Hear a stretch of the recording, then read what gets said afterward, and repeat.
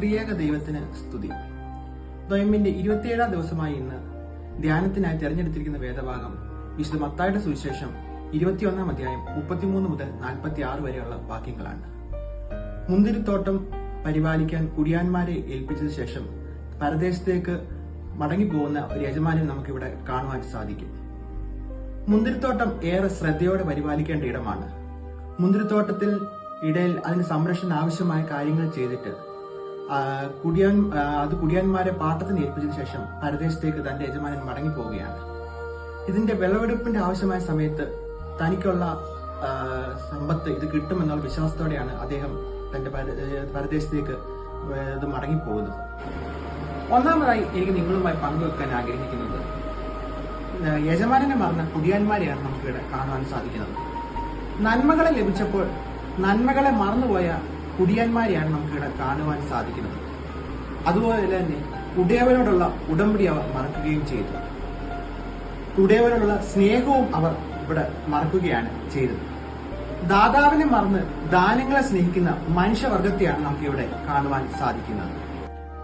രണ്ടാമതായി ഞാൻ നിങ്ങളുമായി പങ്കുവെക്കാൻ ആഗ്രഹിക്കുന്നത് ഈ കുടിയാന്മാർ യജമാനന് നൽകിയ ഉത്തരവാദിത്തങ്ങൾ മറന്നുപോകുന്ന കാര്യത്തെക്കുറിച്ചാണ്. ഈ മുന്തിരിത്തോപ്പ് കുടിയാന്മാരെ യജമാനൻ ഏൽപ്പിക്കുമ്പോൾ ആ മുന്തിരിത്തോപ്പ് കാപ്പാനും അത് വേണ്ട വിധത്തിൽ പരിപാലിക്കാനും അതിന്റെ വിളവെടുപ്പ് യജമാനനുമായി പങ്കുവെക്കുവാനുള്ള രീതിയിലാണ് അവർ ആഗ്രഹിച്ചിരുന്നത്. എന്നാൽ നമ്മൾ അത് വേദഭാഗം വായിക്കുമ്പോൾ നമുക്ക് കാണുവാൻ സാധിക്കും യജമാനന്റെ ആഗ്രഹത്തിനെല്ലാം വിപരീതമായിട്ടാണ് അവിടെ കാര്യങ്ങൾ സംഭവിക്കുന്നത്. എന്താണത്?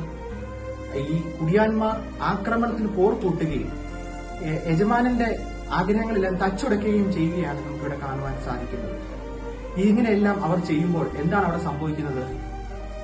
ഈ കുടിയാന്മാരുടെ നാശത്തിനുള്ള വഴിയാണ് അവർ അവിടെ ഒരുക്കുന്നത്.